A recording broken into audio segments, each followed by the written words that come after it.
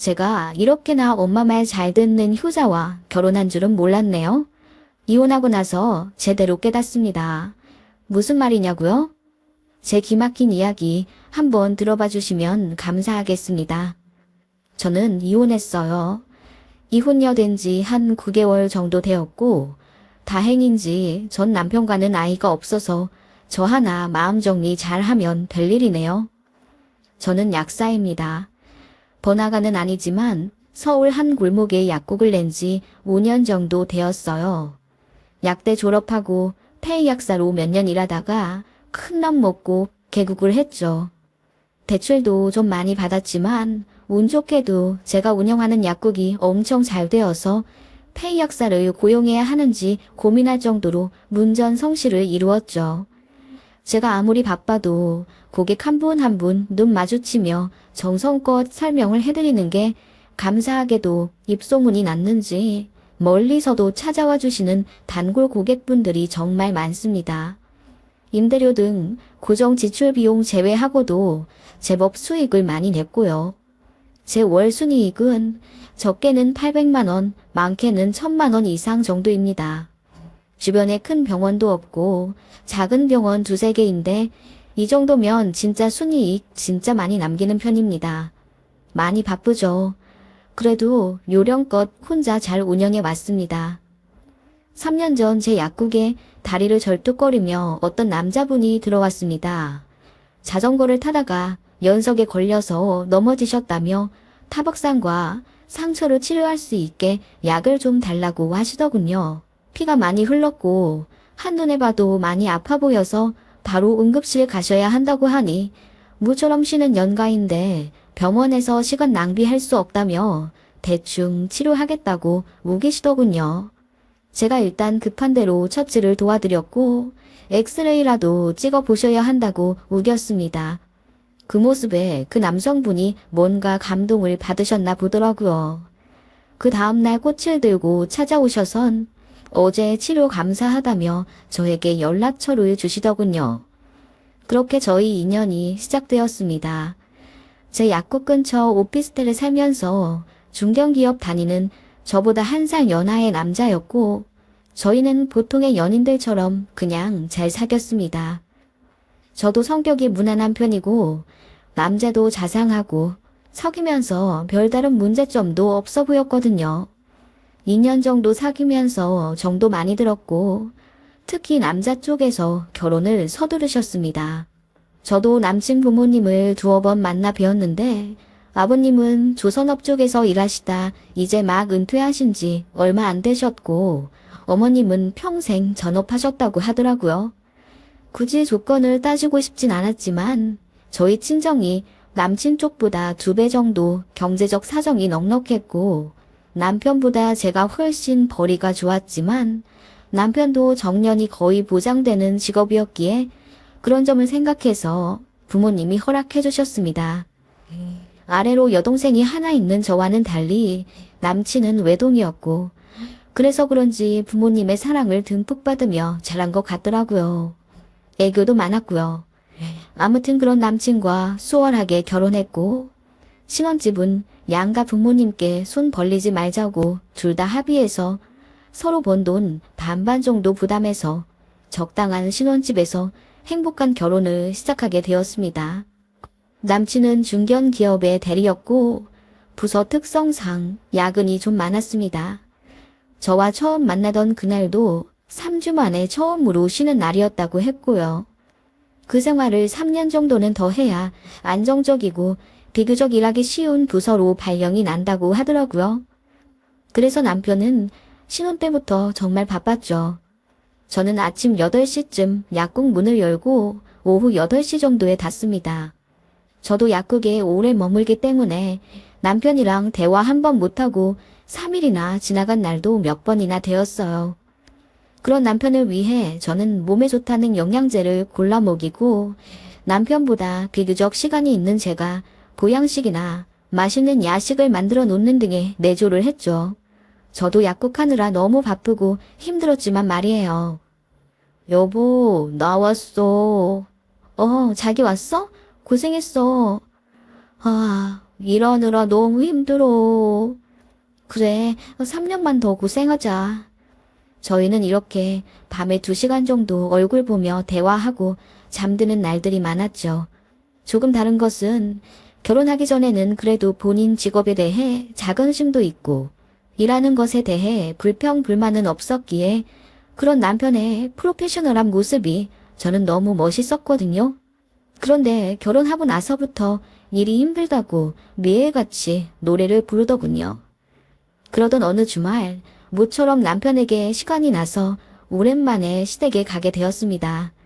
안 그래도 어머님이 식사하러 오라고 며칠 동안 성하셨거든요. 시댁에 들어가자마자 어머님이 아이고 얼굴 반쪽 된 것 좀 봐 하시며 버선발로 달려오시더군요. 그렇게 저를 투명 인간 보듯 지나쳐 남편 얼굴을 감싸 안으시더니 거의 울려고 하시는 거예요. 우리 아들 고생해서 얼굴이 반쪽이 됐네 아주. 요즘도 회사에서 그렇게 일을 시켜? 엄마 너무 힘들어. 하며 엄마 품에 안기는 남편.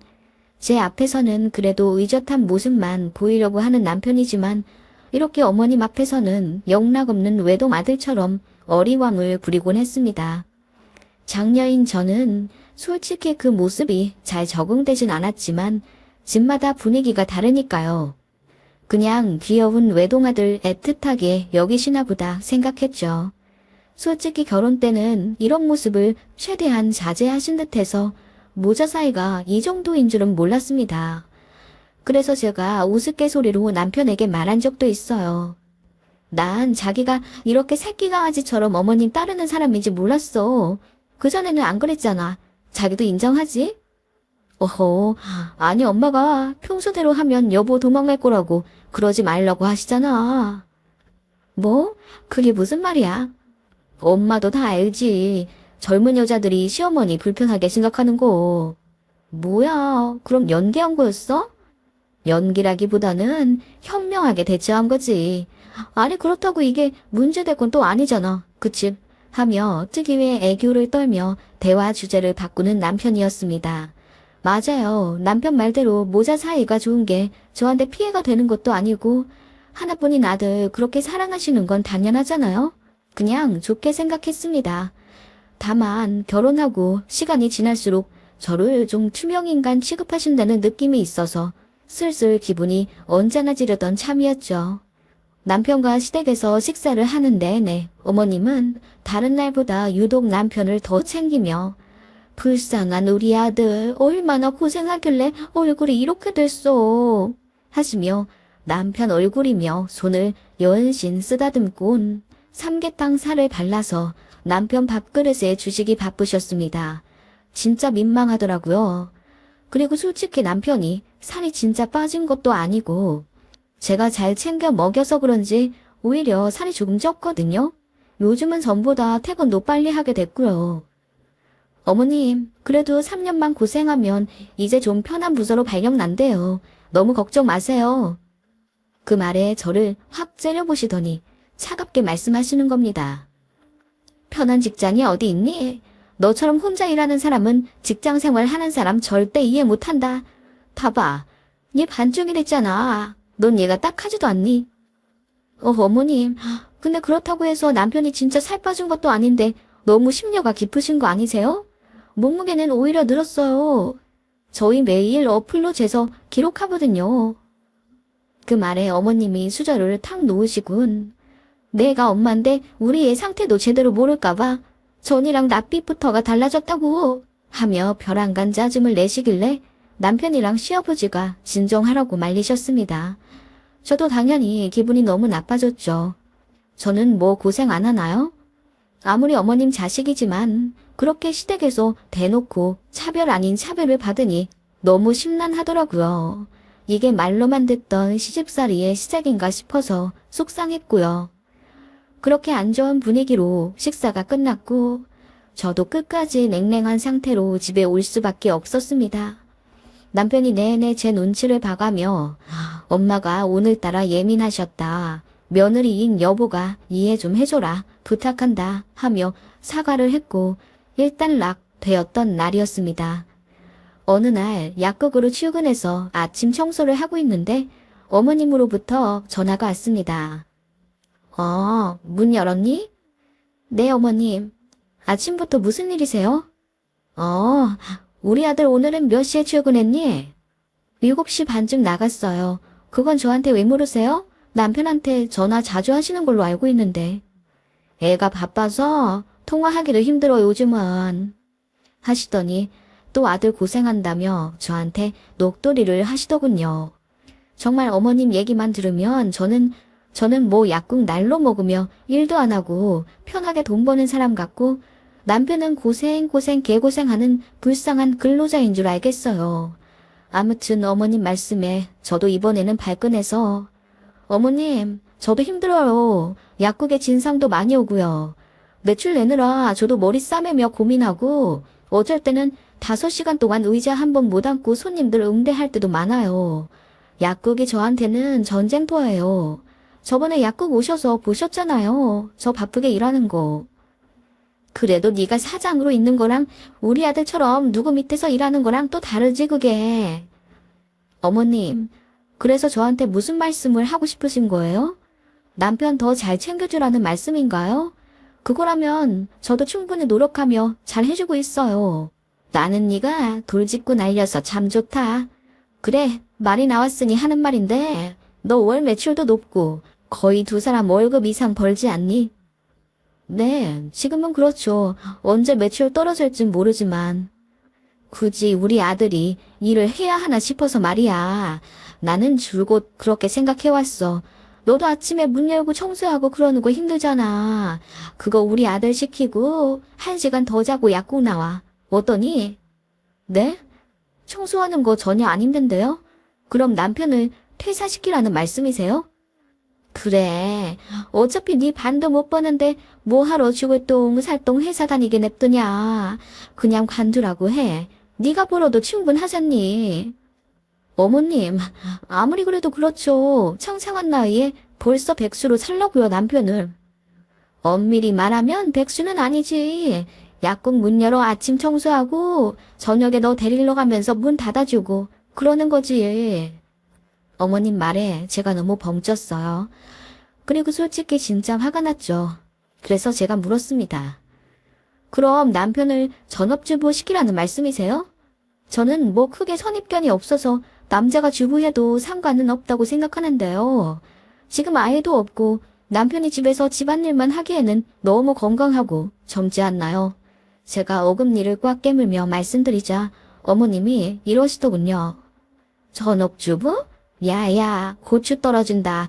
남자가 뭔 집안일이야, 집안일은. 그거는 좌우간 여자가 하는 게 맞긴 하지만 뭐 우리 애가 일 안 하면 집안일 도와줄 수는 있겠지. 네? 어머님, 말씀 듣자 하니 너무 심하시네요. 그냥 제가 뼈 빠지게 일하고 남편을 푹 쉬게 하라는 말씀을 이렇게 돌려서 하시는 거죠. 그 말에 어머님이 당황하시며 그런 것까진 아니라 하시곤 전화를 급히 끊으시더군요. 하루 종일 황당해서 그날 약국 일을 어떻게 했는지 기억도 잘 안 납니다. 그날 집에 온 남편과 많이 싸웠습니다. 남편은 그냥 본인 어머니가 본인이 걱정돼서 엄마로서 하는 말이라며 저더러 신경 쓰지 말라고 하더군요. 저는 앞으로 어머님한테 계속 이런 말 듣고 싶지 않다고 남편한테 제대로 정리하라고 했죠. 앞으로 고부 갈등 더 심해지게 하고 싶지 않으면 남편이 중간에서 잘해야 하는 거다. 그 스트레스가 남편한텐 안 올 것 같으냐 등등 화를 냈더니 알겠다고 하더군요. 그 이후로 어머님 전화도 안 왔고 남편도 잠잠했습니다. 남편이 알아서 어머님께 잘 말씀드리고 중재한 줄 알았죠. 그런데 어느 날 남편으로부터 청천벽력 같은 말을 듣게 됩니다. 그날따라 남편이 새벽까지 게임을 하더군요. 다음날 6시 반에는 일어나야 하는 사람인데 새벽 2시까지 게임을 하고 있으니 제가 그 소리에 깨서 남편에게 뭐라고 했습니다. 이렇게 늦게까지 게임하면 내일 출근은 어떻게 하냐고 했더니 알아서 한다고 하더군요. 그렇게 3시까지 하는 것 같았는데 아침에 제가 알람 소리에 일어나니 옆에 남편이 자고 있었습니다. 이미 씻고 출근 준비해야 할 남편인데 그렇게 퍼즐로 자고 있으니 제가 안 놀라겠어요? 여보, 일어나. 어제 늦게까지 게임하더니 알람 못 뜨고 자는 거야. 어허, 안 일어나도 돼. 뭐야, 왜 차냈어? 아, 아니, 나 퇴사했어. 그 말이 농담인 줄 알고 제가 피식 웃으며 뭐야, 월찬했으면 미리 말을 하지 하고 일어나 씻으러 가는데 남편이 뒤에서 그러더라고요. 진짜야, 퇴사했어. 너무 힘들어서 굳이 다녀야 되나 싶더라고. 그 말에 제가 정색을 했죠. 그게 진짜야? 뭐야, 나한테 상의도 없이. 당신 돈도 많이 버는데 내가 굳이 몸 축내가면서 일해야 하나 싶잖아. 엄마 말이 틀린 것도 아니고. 어머님이 관두라고 하셨어, 당신한테? 남편 말은 이러했습니다. 그전부터 본인한테 누누이 말하셨다고 합니다. 회사 관두라고. 부인이 돈을 많이 버는데 굳이 일을 해야 하냐는 겁니다. 남자 여자 바꿔서 생각하면 남편이 집에 있는 거 말이 안 되는 것도 아니라며 너무 황당해서 아침에 그렇게 싸우게 되었고 그때부터 전쟁이 시작되었습니다. 남편은 그렇게 하루아침에 백수가 되었고 시어머니는 제 전화를 받지 않았습니다. 남편이랑 엄청 싸웠죠. 남편은 그렇게 집에 있으면서 빨래 한 번 안 하고 본인이 먹은 그릇도 설거지하지 않은 채 싱크대를 어질러 놓고선 퇴근한 저를 맞아주었죠.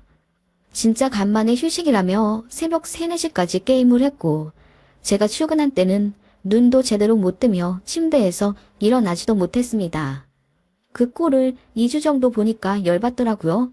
싸우기도 엄청 싸웠고요. 그래서 어느 날 약국문에 긴급 휴가라고 써붙여 놓곤 시댁으로 3시간 운전해서 대낮에 쳐들어갔습니다. 시어머니가 갑자기 찾아온 저를 보고 놀라시더라고요. 어머님, 아들 회사 왜 관두게 하셨어요? 어머, 너 약국 안 갔니? 네, 약국 문 닫았어요. 저도 힘들어서 쉬려고요. 너까지 돈 안 벌면 어쩌려고 그러냐? 우리 애도 일 관뒀는데. 어머님, 진짜 너무하신 거 아니에요? 그리고 일을 관두게 하셨으면 집안일이라도 좀 하라고 덧붙여 말씀을 하셔야 될 거 아니에요. 지금 새벽까지 게임하다 점심쯤에 일어나고 완전 폐인같이 살고 있어요. 이게 어머님이 원하시는 아들 인생이에요? 그동안 너무 힘들었지 않냐. 좀 쉴 수도 있겠지. 너는 우리 애가 불쌍하지도 않니? 그놈의 우리 애. 어머님, 이렇게 감싸고 도실 거면 뭐하러 장가 보내셨어요? 계속 끼고 사시지. 아니 그럼 어느 엄마가 아들 평생 노총각으로 살게 준단 말이야. 아니 너는 네 남편이 좀 편하게 있는 꼴을 못 보는 거니? 사랑하는 네 남편이잖아. 어머님, 그래요, 맞아요. 일이 힘들면 관둘 순 있죠. 저도 제 남편이 많이 힘들어하고 건강이 나빠지면 당연히 걱정되니까 퇴사하라고 하겠죠. 제 말은 그 상의를 배우자인 저랑 해야 하는 거예요. 어머님이 개입하셔야 하는 문제가 아니라 독립한 아들이잖아요. 왜 관두라 말아 조종하세요? 저랑 상의해서 일 관두는 거면 부부 사이인데 집안일 분배라든지 앞으로 어떻게 하고 살 계획인지 정도는 저랑 의논해서 결정해야 한다고요. 제가 말하자 어머님이 아무 말 못하시곤 그저 애가 힘들어 하니까 만 반복하시더군요. 그렇게 더 결론 없는 말싸움만 하다가 저는 집에 돌아왔고요. 집에 오자마자 개판 사판으로 해놓은 집안 꼴과 잠옷 차림으로 씻지도 않은 채 또 컴퓨터 앞에 앉아있는 남편을 보았습니다. 편해? 이제 삶이 좀 나아졌어? 제가 이악 물고 말하자 남편이 머리를 극적이며 어색하게 웃고 말하더군요. 나 약국은 다음 달부터 문 열어줄게. 조금만 더 쉴게. 괜찮지? 그럼 앞으로 어떻게 할 생각인데? 이 집안 꼴은 어떻게 참여할 거야? 같이 해야지. 나도 많이 도울게. 도와?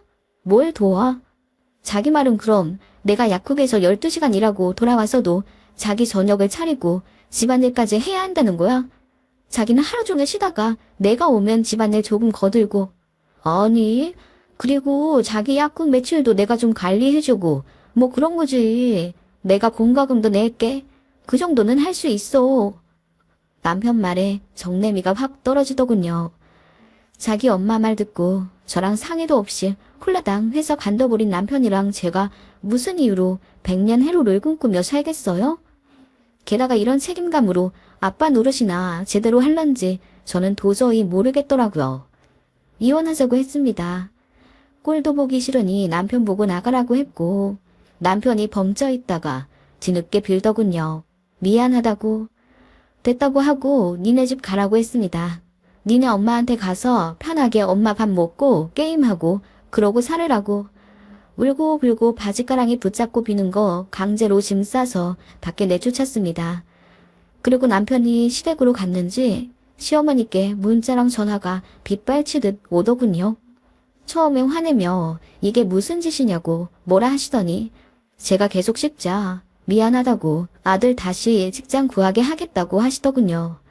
됐다고 했습니다. 아들도 힘들어하면 관두고 집에 있게 하실 거면서 뭐하러 그런 수고를 하시냐고 그냥 평생 끼고 사시면서 아들 우쭈쭈 해주시라 했습니다. 그렇게 한 석 달을 싸웠고 어느새 이혼을 위한 싸움은 친정에서도 도와주셔서 그야말로 진흙탕 싸움이 되었습니다. 친정 부모님이 그야말로 극대노하셨고 시댁에 불같이 화내셨습니다. 그렇게 이혼을 하게 되었고요. 맘 같아선 위자료도 받게 이혼 소송도 하고 싶었지만 제 심적인 고통과 수고와 맞바꾸고 싶진 않아 그냥 적당히 협의 이혼했습니다. 그냥 가져온 신혼집 자금만 그래도 반씩 나눠 가져왔고 그 일이 반년은 되어서야 마무리되었습니다. 그 과정에서 남편은 내내 저에게 매달렸습니다. 자기가 정말 잘못 생각했다며 엄마랑 연락도 안 하고 살 의향도 있다며 저에게 돌아오고 싶다 난리더군요. 재결합을 할 수만 있다면 어떻게든 할 테니 제발 마음 좀 돌려달라 울고불고 빌었습니다. 약국에도 그 집골로 찾아오는 거 제가 몇 번 소독약 뿌려가며 내쫓았더니 그 다음부턴 안 오고요. 시어머님은 이혼 과정에서 딱 한 번 배웠는데 저한테 기어 들어가는 목소리로 정말 네가 이해 좀 해주면 안 되겠냐? 정말 우리 아들 이혼남 만들 생각이야? 회사도 관뒀잖아. 불쌍하게 생각해서 이혼 얘기는 좀 걷어주거라. 하시길래 그러게 저 없으면 어쩌려고 아들을 퇴사하라고 부추기셨어요? 그리고 이혼남 만든 건 어머님이시잖아요. 아직도 모르세요? 하며 톡 쏘듯 내뱉고 지나쳐 버렸습니다. 아무튼 그렇게 저는 다시 솔로가 되었고 그동안 이혼 준비하며 살짝 소홀했던 약국을 다시 열심히 운영하고 있습니다. 눈물도 많이 났었는데 지금은 괜찮고요. 처음엔 이혼한다고 놀라셨던 친정에서도 제 편 들어주시며 잘했다고 하시며 외로운 마음이 들면 본가 들어와서 지내라고 하셨습니다. 그것도 생각 중이고요. 아무튼 저는 이렇게 이혼했네요. 지금 생각해도 황당하지만 시간 더 끌지 않고 이혼해서 한편으로는 다행이라고 생각합니다. 시간 지나면 더 하면 더 했지 덜 하진 않을 것 같은 모자 사이였으니까요. 제 이혼 이야기 들어주셔서 감사합니다.